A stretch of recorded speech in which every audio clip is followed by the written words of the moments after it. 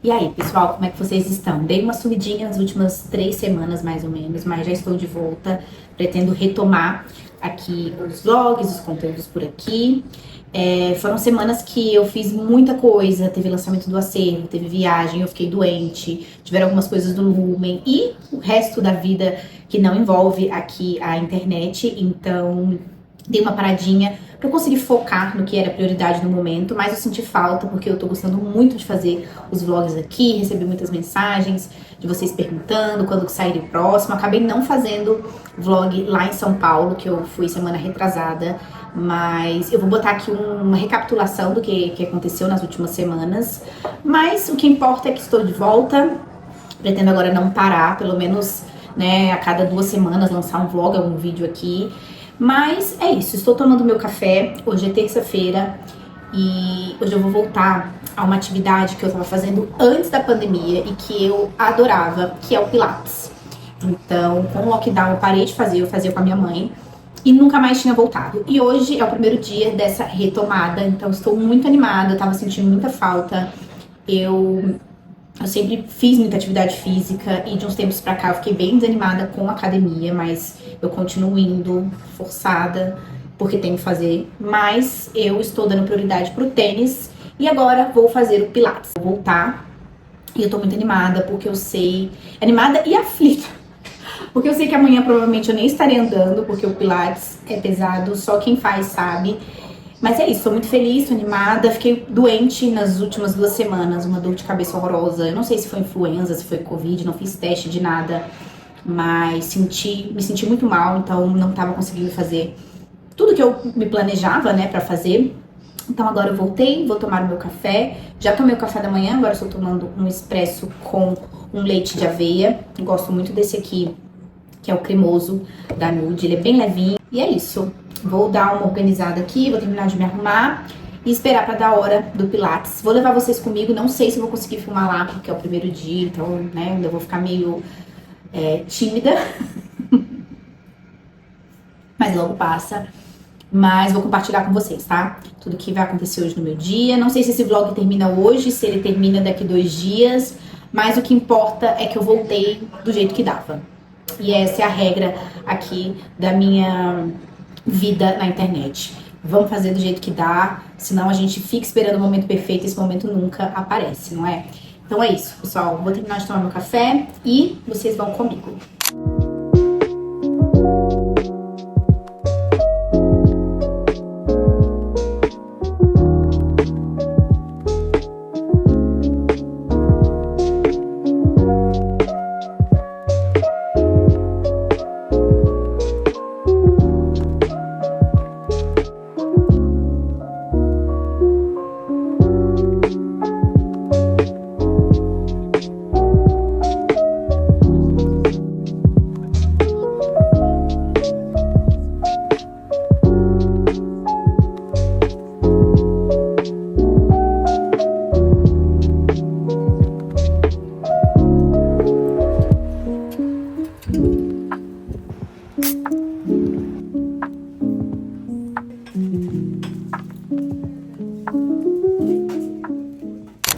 Se a gente jogar antes do café da manhã. Tipo, de 7 às 8. Aí 8 a gente sai pra tomar café da manhã. Hoje eu acordei antes de vocês, tá? Não dá não? Eu acho que eu queria levar o aeroporto e deixar em casa.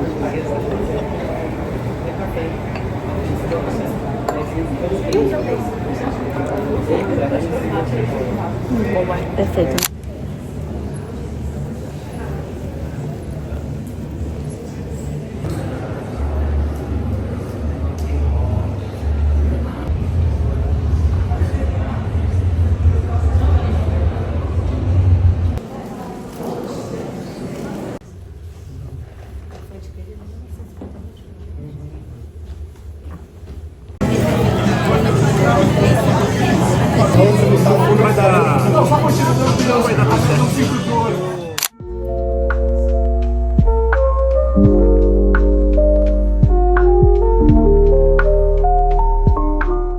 Voltei, gente. Seguinte, fui pra aula de Pilates.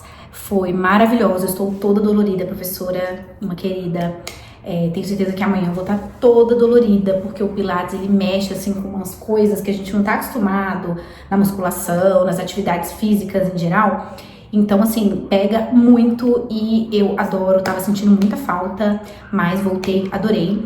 E aí depois eu fui almoçar com a minha mãe, a gente foi resolver umas coisinhas e depois a gente deu uma passadinha no shopping rapidinho e eu só voltei agora, são 6h20 da tarde. E aí a gente comprou, fez umas comprinhas e eu quero mostrar pra vocês em primeira mão. Primeiro de tudo, passei na Sephora e comprei esse blush da Rare Beauty que eu estava louca atrás. Esse daqui, ó. Vocês já viram?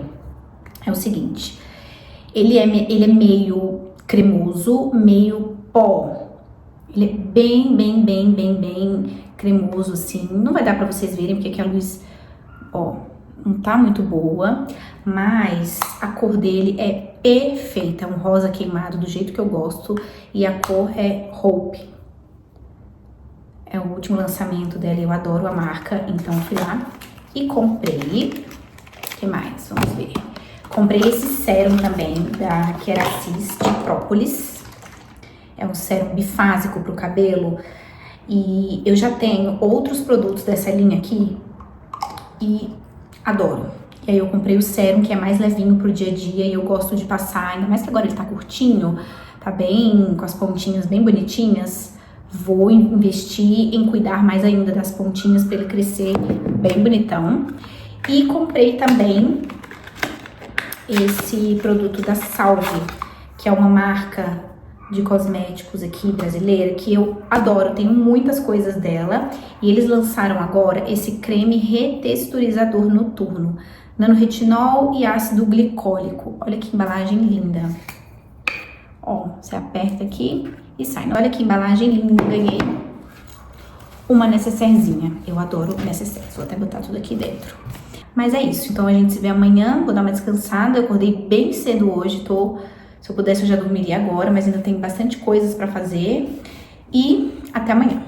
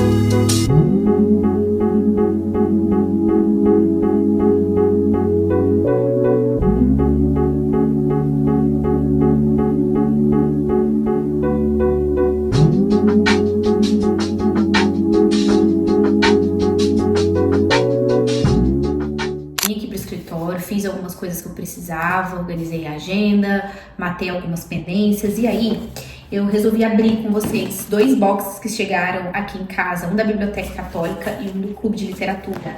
E talvez tenha alguém aqui que não saiba que são esses clubes, mas primeiro, a minha Biblioteca Católica é um clube de assinatura de livros católicos e que todo mês eles enviam um box com uma temática diferente para sua casa, com esse guia que sempre tem relação com a obra, biografia, enfim. É um kit, né, um box cheio de ícones e todo voltado para aquela temática do mês. E é sempre tudo muito lindo, tudo muito bem feito, tudo pensado, não só na funcionalidade, que é trazer a informação, mas também na beleza, sabe?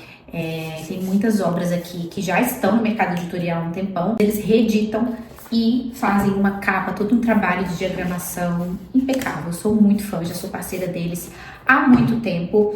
E este mês chegou aqui um box de Madre Teresa de Calcutá. Acredito que vocês já conheçam a história dela, pelo menos por alto, mas se você não assistiu nenhum filme sobre a vida dela, ou então nunca tenha tido contato com uma biografia, faça isso, pessoal, porque é uma coisa assim impressionante. Inclusive, vou colocar na minha lista de leituras, tenho muita vontade de saber mais sobre a vida dela.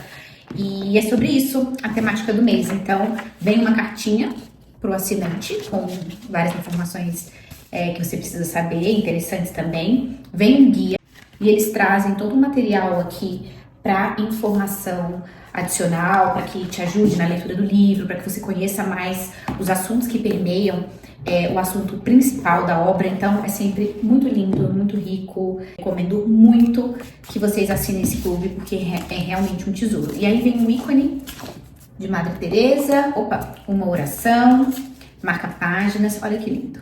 Um ícone oficial do Santo Padre, o Papa. E aqui o livro principal, olha que legal. Depois eu mostro aqui pra vocês, eu sempre faço um unboxing lá no Instagram, mas vou fazer também, mas já queria mostrar aqui pra vocês em primeira mão. E uma coisa, gente, não estranhe, porque eu estou com a unha sem pintar. E algumas pessoas, uma vez a Ari, eu tava fazendo uma reunião com ela e eu tava sem esmalte. E ela, Mari, tem alguma coisa assim que tá diferente. Era a unha, gente, eu sempre estou com a unha vermelha, pintada, sempre.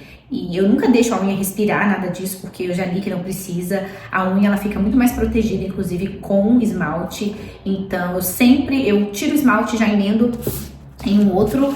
E quando eu não estou com a unha vermelha, pintada, eu, enfim, acho algo diferente, sabe? Então, eu fico agoniada, mas não deu tempo de fazer, então vai assim mesmo. E agora eu vou mostrar o box do Clube de Literatura Clássica, que também é um outro parceiro meu desde o início. Já vai fazer o quê? Uns 3, 4 anos? Acredito que sim. E esse aqui eu realmente não sei. Ai, eu acho que eu sei. Ai, olha que coisa mais linda. Não sei qual que é, mas eu acho que eu tô confiando. Será que teremos Machado de Assis? Que lindo esse papel. Já amei porque tem um doguinho. Olha, esse aqui é um Machado, não tem como não ser. Olha que lindo o papel. Sempre vem um papel maravilhoso. E, ai, que coisa mais linda, é isso mesmo, Quincas Borba. Olha, gente, meu Deus, que fofo. Peraí. Cadê minha tesoura? Não tava aqui. Deixa eu mostrar. Quincas Borba, não tive nenhuma edição de Quincas Borba. E olha o trabalho dessa capa, gente, sério. Lindo, lindo, lindo, lindo. Olha, Batatas e Mais Batatas. Olha a ilustração desse livro. Olha. Impecável. Amei. Temos o Alienista como um livrinho de apoio. Acho que o Alienista foi a primeira obra que eu li do Machado. Recomendo, gente. E é maravilhoso. O Homem e um marca-páginas temático. Muito legal. Temos aqui um fêmur, será? Olha. E aqui um folhetim sobre o Machado. E aqui uma parte para você organizar suas leituras. Maravilhoso. E eu tenho cupom, tá? Então, se você ainda não é assinante do Clube de Literatura e quiser assinar, você tem desconto na primeira assinatura, tá? No primeiro mês. Vou deixar aqui na tela. É isso. Lá no Instagram essa semana eu deixei uma caixinha para vocês me enviarem perguntas para eu responder lá no Instagram mesmo e aqui no YouTube. E eu acho que eu vou responder porque eu tô com um tempinho agora. Essa pergunta, ela é campeã, assim, eu acho que toda caixinha que eu abro, pelo menos tem uma pergunta sobre isso. E também é um assunto, assim, que sempre vocês pediram. Eu já fiz live sobre isso, eu já deixei um post escrito sobre isso, mas muitas pessoas chegam diariamente no meu perfil, outras saem também, então tá sempre chegando gente nova e renovando ali o pessoal. E muitas pessoas não sabem da minha história, porque muitas pessoas não sabem nem que eu sou advogada e que eu tive toda uma história no mundo dos concursos. E esse assunto de ter mudado a rota, de ter saído do concurso, não do concurso do cargo público, mas ter parado de estudar para concurso e ficado só na advocacia e, claro, em outras coisas, né, mas que não a área pública, é sempre, assim, motivo de muita curiosidade, porque eu vejo que muitas pessoas, principalmente, e até me assusta um pouco, principalmente daquela época, que eu estudava, que eu tinha uma rotina de estudos, que eu criei o Instagram para compartilhar a minha rotina de estudos, ainda estão nessa jornada. Então, muitas pessoas veem que eu já saí disso há muito tempo e que hoje a minha vida é completamente diferente, eu compartilho coisas completamente diferentes do que eu fazia, há 4, 5 anos atrás. Então, as pessoas querem saber como que foi isso, se foi um processo difícil, se foi algo que acordei um belo dia e quis trocar, se foi um processo mais doloroso e mais lento e mais difícil, uma decisão mais difícil a ser tomada. Então, acho que é legal a gente falar sobre isso aqui, porque eu tenho como me estender um pouco mais. Mas vamos lá. Começando. Criei o Instagram em 2015, logo quando eu tinha acabado de me formar. Eu me formei em 2015 em Direito, pra quem não sabe. E logo, assim, no final, eu me formei mais ou menos em novembro, e quando foi em dezembro, eu lembro até hoje, eu tinha um Instagram, eu ainda tenho um Instagram pessoal, que eu compartilhava ali coisas para as pessoas, amigos próximos, família, então nada muito aberto, poucos seguidores. E aí, lá em 2015, por volta de dezembro, se eu não me engano, foi dia 3 de dezembro, que foi a minha primeira postagem no Instagram, eu decidi abrir um perfil focado para estudos. Por quê? Durante a faculdade, eu sabia que eu ia querer concurso público, só que eu sabia que não seria um trajeto fácil, né? Então, eu comecei a estudar antes de me formar e já estava compartilhando algumas coisas lá no meu perfil pessoal. Mas aí eu já acompanhava muitos perfis sobre estudo, sobre concurso público, desse mundo aí do concurso, no meu outro perfil, e aí eu quis dividir. Então eu falei, vou criar um perfil do zero, era Futura Excelência que chamava, e até hoje muitas pessoas me conhecem como Futura Excelência, e aí eu decidi criar sem pretensão nenhuma e compartilhar com as pessoas o que eu estava fazendo e também a documentar a minha jornada. Muitas pessoas faziam isso na época. Hoje em dia eu não acompanho mais esses perfis, mas eu lembro que na época o meu mundo ali na internet era focado e voltado para isso. E aí eu criei esse perfil e comecei a documentar meus resumos, os meus cadernos, as minhas aulas, os cursos que eu fazia.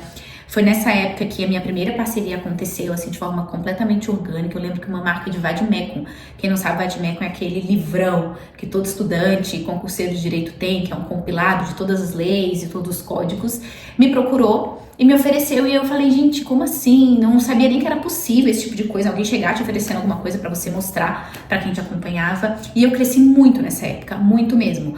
Mas por vários fatores. Primeiro que eu estava inserida dentro de um nicho muito, muito, muito focado em estudo, em concurso. Eu lembro que a galera era habitolada com isso, era bastante focada. E também porque o algoritmo do Instagram era completamente diferente. Então não tinha story, não tinha live, não tinha nada disso. Eu lembro que as nossas postagens que hoje acontecem nos stories, por exemplo, o que eu comi, o que eu tô fazendo, academia, aconteceu no feed. Então acabava que a nossa atividade ali era muito grande, mas no feed. Então tinha muita interação no próprio feed, coisa que se inverteu um pouco hoje em dia. E aí foi isso, eu fiquei vários anos, mais ou menos até 2019, quando foi a pandemia, se eu não me engano. Nesse meio tempo, de 2015 a 2019, eu fiz vários cursos, eu fiz pós-graduação, documentei também, eu me especializei em Direito Constitucional. Fiz também a OAB, né, na época da faculdade, em Direito Constitucional. Então, assim, era a área do direito que mais me encantava. Eu sempre fui muito apaixonada pelo direito. E aí eu comecei a fazer provas para magistratura. Para quem não sabe, para você se tornar juiz, promotor de justiça, enfim, qualquer cargo de estado, você precisa de 3 anos de prática jurídica. E logo no primeiro dia de formada eu já tinha a OAB. Eu passei na prova da ordem ainda na faculdade. Eu lembro que eu tive que entrar com uma liminar para conseguir a OAB, porque eu tinha passado no 8º semestre, não era possível, tinha que ser a partir do 9º. Então, eu passei por esse período de forma muito tranquila e já comecei a advogar. E E aqui que começa a minha história na advocacia. Desde o começo, eu não tinha essa ideia que hoje muitas pessoas passam sobre nicho. Então, quando eu comecei a advogar, eu lembro que eu falava para todo mundo da minha família, amigos, pessoas próximas, que eu era advogada. E o que me ajudou nisso? As pessoas, durante todo esse tempo de faculdade, viram uma pessoa, uma Marina, muito focada nos estudos. Uma pessoa que realmente sempre foi estudiosa, sempre foi muito organizada. Eu não sou aquela pessoa que aprende as coisas facilmente, né? Aquela autodidata, tem gente que assiste uma aula, já sabe de tudo, já consegue fazer uma prova. Eu nunca fui essa pessoa, mas eu sempre fui muito dedicada. Então eu sempre tive um caderno que o professor pegava pra, né, passar pro quadro da outra turma. Eu sempre fiz todas as tarefas, todos os trabalhos. Eu sempre levei o estudo muito a sério. E uma coisa também que é muito legal e fez parte, assim, da minha criação, é que eu nunca fui forçada a isso. Eu lembro que os meus pais, eles tinham um discurso muito pé no chão em relação a isso. Se você não estudar, você, enfim, depois não reclama, porque esse tempo que passa sem você se instruir, sem você enxergar o mundo de uma forma com conhecimento, né, que é algo que ninguém pode tirar de você, você não tem como voltar no tempo. Esse tempo que você perde, que é o momento que você só tem essa obrigação, que é estudar, que você não tem responsabilidade, que você não tem uma casa para cuidar, que você ainda não tem uma profissão, ele tem que ser dedicado ao estudo. Então, eu sempre levei isso muito a sério, porque eu via o meu pai, a minha mãe sempre trabalhando, sempre, sabe, evoluindo e sempre podendo proporcionar pra gente muitas coisas boas, e eu nunca quis perder isso, eu sempre quis manter todo esse acesso que eu sempre tive, né? Então, eu não posso ser hipócrita de falar que eu não tive acesso a tudo que eu precisei, né, em questão de vida pessoal e principalmente em questão de estudo, porque eu não estaria sendo justa com os meus pais. Então, sempre que eu quis fazer um curso, eu fiz, sempre que eu quis comprar um livro, eu podia comprar. Tudo que eu queria em relação a estudos e a investimento, eu tive, e eu não posso reclamar de nada disso. Tanto é que eu fiz 7 anos de inglês, eu odiava ir pro inglês na época da escola, e hoje eu agradeço muito aos meus pais por terem me mantido ali, me levando pro inglês e buscando, mesmo eu odiando aquilo, porque eu lembro que na minha aula, na minha sala do inglês, eu fazia cultura inglesa, só tinha eu e mais um outro menino lá.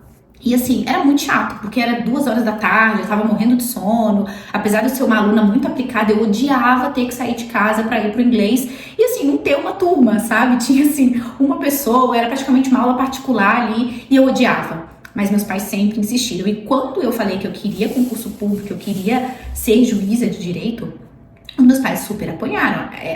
Afinal, eu sempre fui muito dedicada. Então, assim, eles não tinham dúvidas de que eu chegaria lá em algum momento.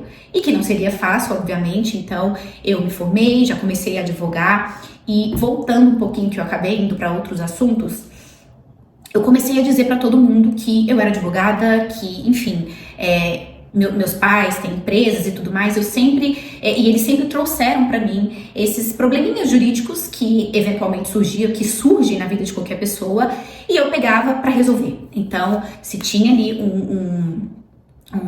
algo acontecendo que precisava de uma assessoria jurídica, eu pegava, estudava aquilo e, enfim, entrava com ação e fazia todo ali o acompanhamento jurídico, assessoria jurídica, e isso foi me dando muita bagagem, porque eu simplesmente não tinha um nicho, eu pegava tudo que aparecia na minha frente, eu só não pegava 2 áreas, tá? Que era a área trabalhista, que eu nunca gostei, eu sempre odiei a área trabalhista, e também a área criminal, porque o meu pai sempre falou, não, mas você não vai mexer, porque isso é muito perigoso pra você.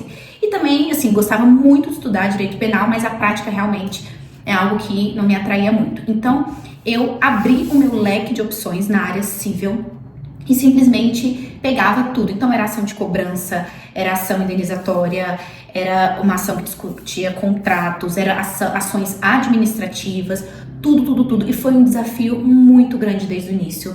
Eu advogava junto com o meu namorado na época, atual marido, e a gente sempre foi muito focado no que a gente queria construir tudo junto. Então a gente pegava aqueles calhamaços, na época nem era processo eletrônico ainda, era processo físico.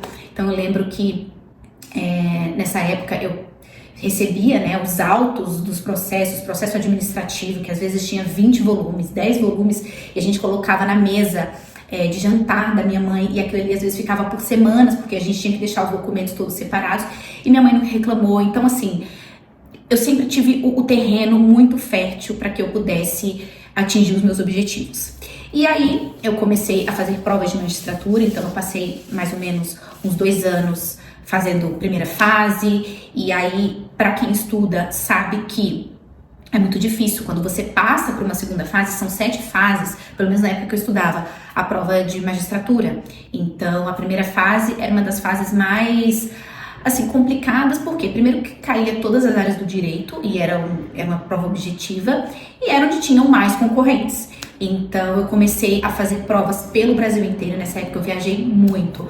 Fui pro Rio de Janeiro, fui pro Sul, fui para São Paulo, Minas, fiz várias provas nesses estados e eu, um belo dia, né, consegui ver que eu estava chegando próximo da nota de corte. Então, a cada prova que eu fazia, eu ia evoluindo. E aquilo foi se tornando algo que me impulsionava, né, a continuar estudando de uma maneira completamente insana. Eu lembro que eu acordava às 8 horas da manhã, começava a estudar 9, parava meio-dia, voltava às 2, depois eu parava às 6, 7 horas da noite, fazia academia, depois voltava, ainda ficava à noite ali lendo informativo, alguma coisa. Então, essa foi a minha vida durante uns 3, 4 anos, estudando dia e noite, afinal, era só isso que eu tinha para fazer. E, em contrapartida, durante todo esse tempo, eu estava advogando. Então, eu lembro que eu tirava 2 dias na semana, terças e quintas, para me dedicar exclusivamente para a advocacia. Então, era um dia que eu precisava sentar para fazer uma peça, e aí, claro, eu tinha toda uma organização para que isso pudesse acontecer de forma muito organizada, de forma muito responsável. Eu nunca deixava prazos para cima da hora, para o último minuto. Então, eu me organizava com bastante antecedência para escrever as peças, para fazer revisão das peças. Eu nunca trabalhei com outra pessoa, nunca trabalhei em um escritório de alguém. Sempre trabalhei sozinha. E aí, nessa época também, ainda não tinha, né, o PJE, não era nada digitalizado. Eu lembro que a gente tinha que ir para um protocolo integrado, que era tipo um drive-thru, que você passava de carro e entregava todas as petições, e dali eles distribuíam para as varas ao redor de Brasília. Então eu tinha processo em várias varas. E, enfim, a minha vida era basicamente essa, a advocacia e o estudo. E por incrível que pareça, algumas pessoas não percebem isso, aquele estudo sistemático, aquelas revisões que você faz, ajuda e muito na advocacia. Não é a mesma coisa, não tem nada a ver o estudo para concurso do estudo para advocacia, mas aquilo me ajudava muito, não tinha como eu dissociar as duas coisas. Então, eu preciso me manter muito atualizada na jurisprudência, então isso me ajudava muito na advocacia e também no concurso, fora, claro, a parte processual, a parte de direito material, que eu precisava ter tudo ali na ponta da língua, né, eu precisava ter aquilo ali. Então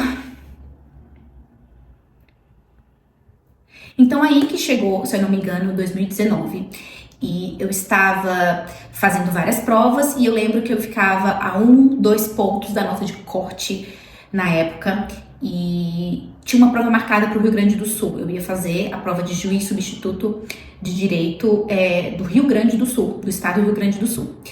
E aí eu lembro que a prova era no final do mês, era pro dia 27, 28. Quando foi no dia 15 de março, veio o lockdown, né, que todo mundo, acho que todo mundo lembra, foi uma coisa meio diferente, um impacto muito grande para todo mundo. E eu lembro que, enfim, a prova foi adiada não, foi cancelada por tempo indeterminado. Enfim, tive que adiar as passagens, tive que cancelar o hotel, já estava tudo pronto, faltavam 2 semanas e eu estava na reta final. Eu lembro que 2 semanas antes da prova eu não fazia nada, eu não saía de casa praticamente, às vezes para jantar com o Igor, ali no sábado à noite, mas era estudo de segunda a segunda.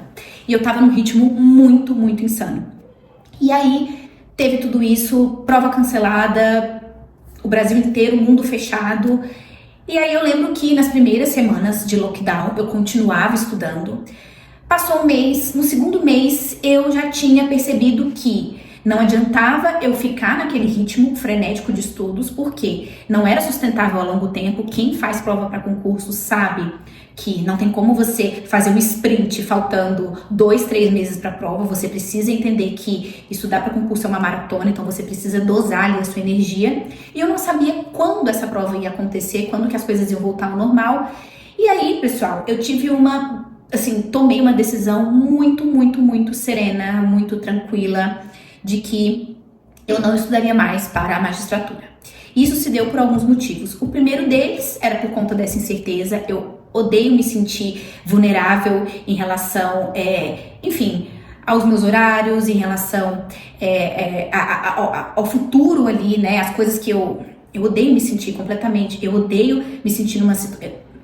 Eu odeio me ver numa situação de incerteza absoluta, se eu vou fazer essa prova, se eu não vou, se eu estudo para outra prova, até porque cada prova tinha uma particularidade. Então eu me encontrei num cenário assim que eu não sabia muito o que fazer.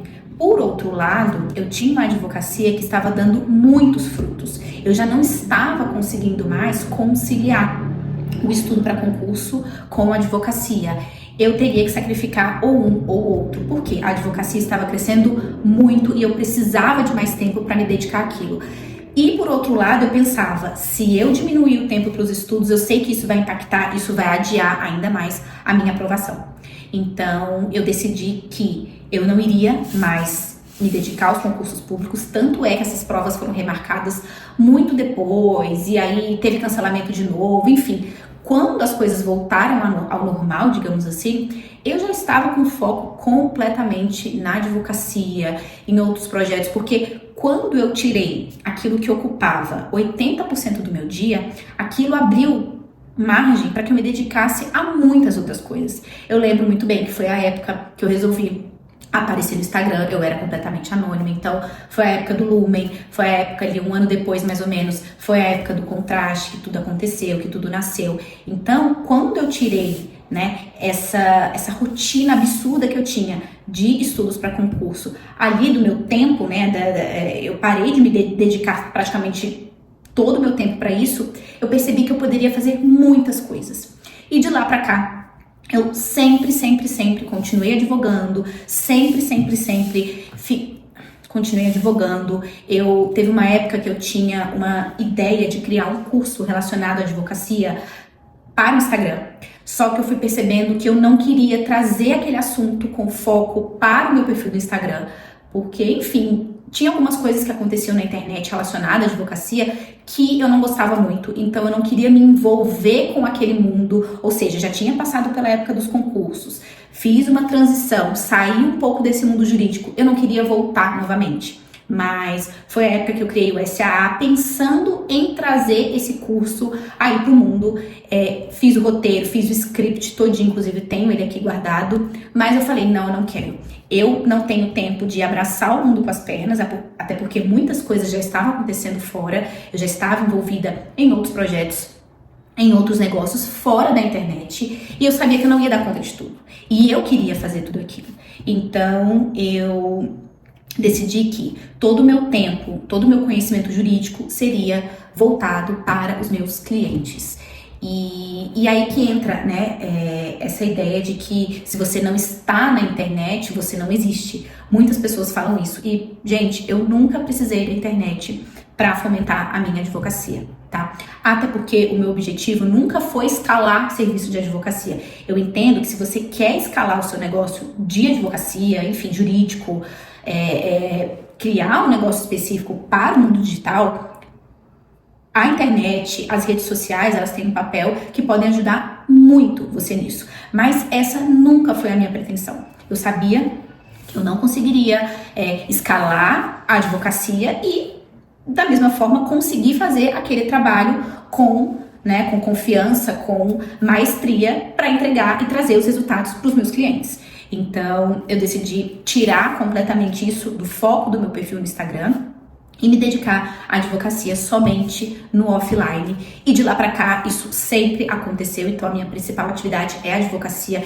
Eu não compartilho tanto, porque isso, assim, na medida em que você compartilha, isso dá margem para as pessoas ficarem perguntando e, consequentemente, eu teria que ficar trazendo esse assunto para o Instagram, para as redes sociais, e não é o meu objetivo. Por quê? Quando se fala de direito, de advocacia, precisa de muita responsabilidade. E para isso você precisa se dedicar, você precisa de pesquisa, e não dá para fazer tudo isso.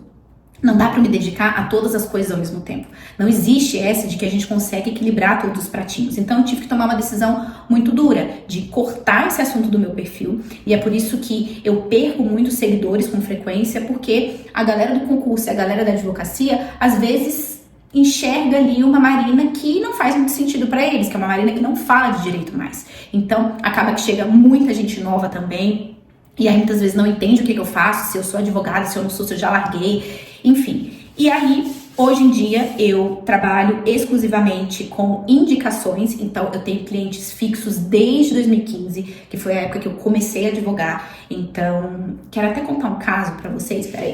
E uma coisa que sempre me assombrou foram os chamados honorários de sucumbência. Eu pensava, como é que eu vou pegar o problema de um cliente, porque ninguém chega para você procurando um advogado se não tem um problema grave a ser resolvido que não foi solucionado ali no mundo, né, dos fatos. Então, se chega uma pessoa para você e quer te contratar como advogada, é porque ele tem um problema que até então não está solucionado. E eu lembro que eu pensava, se eu cometer algum deslize, se eu não agir de forma perfeita nos meus casos, eu não só não vou conseguir resolver esse problema para o meu cliente, como eu vou trazer mais prejuízo ainda. Por exemplo, os honorários de sucumbência. Então, eu pensava, eu não posso errar. E aí eu lembro que nessa época, logo no começo, chegou um desafio muito grande pra gente, pra mim e pro Igor na época, que éramos advogados, a gente advogava juntos, e envolvia um programa de desenvolvimento econômico de uma região aqui do Distrito Federal contra, né, o próprio Distrito Federal. E eu lembro que quando a gente fez uma primeira pesquisa, várias ações já tinham sido ajuizadas com essa mesma matéria, mas ninguém até o momento tinha conseguido ganhar, vou falar aqui em uma linguagem para todo mundo entender, ninguém tinha conseguido ganhar do Distrito Federal nessa matéria.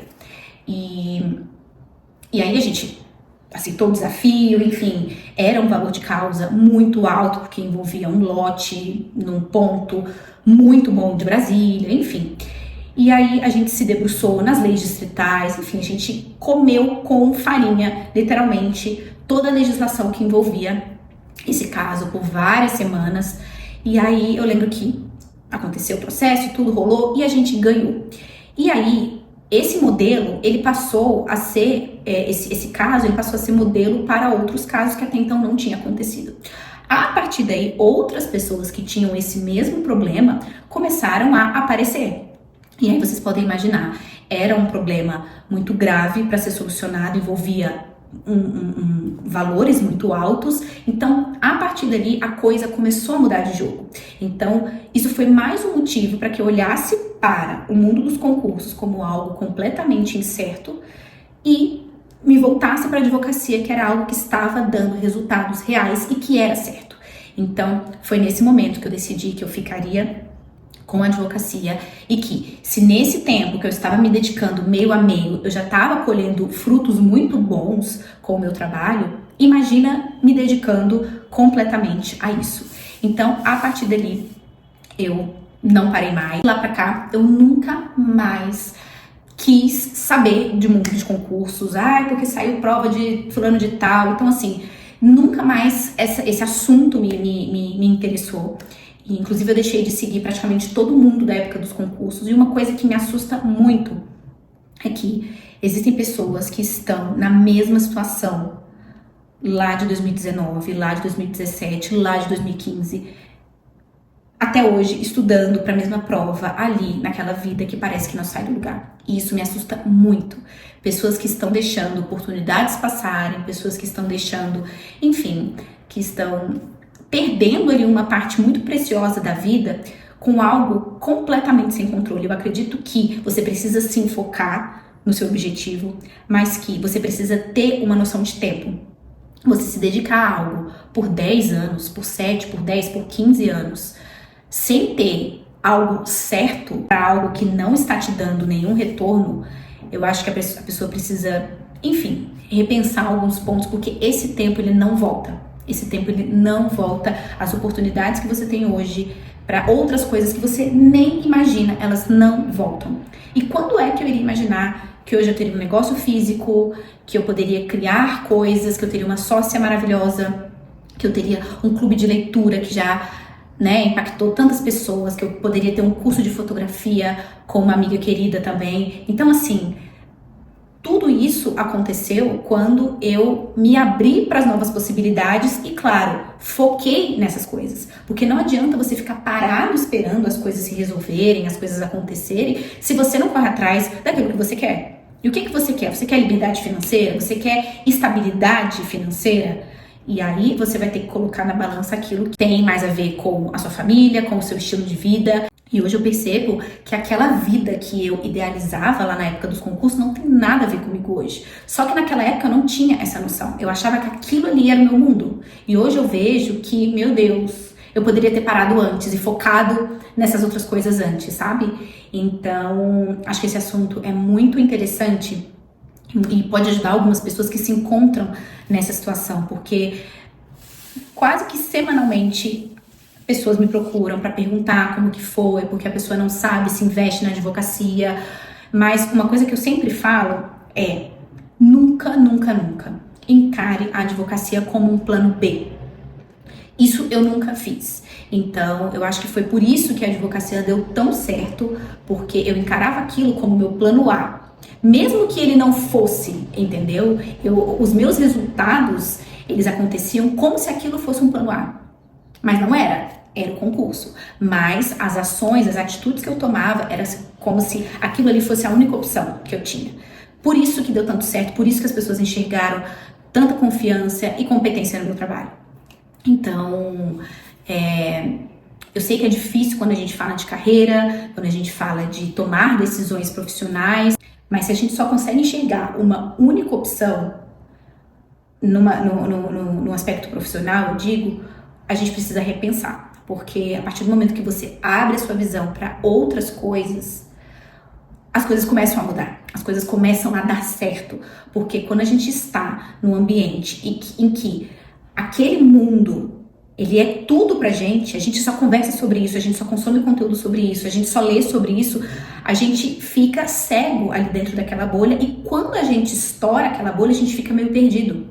Porque são tantas opções que aquilo ali acaba até prejudicando um pouco a gente a tomar as decisões. Então, se eu pudesse ajudar quem está nessa situação, não sabe se continua estudando, se já passou muito tempo, abra o seu olhar para outras possibilidades. Sempre vai ter uma outra possibilidade, algo que você é bom, algo que vai chamar a sua atenção, e às vezes está muito ali na sua cara e você não tá percebendo, que era o que acontecia comigo com a advocacia. Nos primeiros 2 anos, 3 anos, era impensável eu deixar os concursos para me dedicar à advocacia, mesmo aquilo estando ali, sabe, na minha cara, todos os dias, eu vivendo aquilo, os resultados entrando, e pra mim aquilo ali não existia. Era algo que era passageiro, eu teria os 3 anos de prática jurídica, depois eu ia continuar me dedicando e ia, enfim, chegar lá no cargo dos meus sonhos. Hoje isso pra mim, eu vejo assim que não era besteira da minha parte, eu querer criar essa aura em cima de certos cargos, em cima de certas profissões. E hoje isso pra mim é um assunto completamente encerrado. Nunca mais voltarei a estudar para concurso, a me dedicar, né, ao concurso público, nunca mais, porque, enfim, a vida que eu tenho fora desse mundo, fora a convivência com as pessoas desse mundo, era muito negativa. Então hoje a minha vida é muito melhor e eu agradeço a Deus por ter tomado essa decisão de uma forma muito objetiva, muito prática, sem muita melancolia, sem muita romantização, aquela ideia de, nossa, eu já tô aqui, por que eu não continuo mais um pouquinho? Por que eu não continuo? E você sempre vai adiando. E nisso você perdeu tempo, você gastou rios de dinheiro com cursos que você nem precisava, com manuais que você não precisa, que você nunca pegou para ler, que você tem ali amontoado, com um monte de resumos que o pessoal vende aí na internet, com um monte de inscrição que você pagou e foi à toa. Então, hoje eu vejo que às vezes a gente precisa tomar decisões de uma forma menos sentimental e mais racional. E aí é isso, eu acho que ficou bem grande, mas eu acho que aqui era um ambiente perfeito pra gente falar sobre isso, tem mais tempo. E quem tá aqui gosta de escutar sobre isso, vocês pediram muito, então quero que você deixe aqui nos comentários como que foi essa experiência, se você me acompanha desde a época do Futuro e Silêncio, se você chegou depois, se você continua nessa, se você já saiu, já voltou, enfim. Vamos conversar aqui nos comentários, porque eu sei que às vezes a gente só tem outras pessoas que estão na mesma situação para conversar com a gente, às vezes a conversa não flui muito. Mas quando a gente conversa com alguém que já passou por isso e que conseguiu enxergar além daquele mundo que a gente idealizava, eu acho que a gente se sente mais à vontade. Então deixa aqui nos comentários, tá? O que você acha sobre isso, tá bom?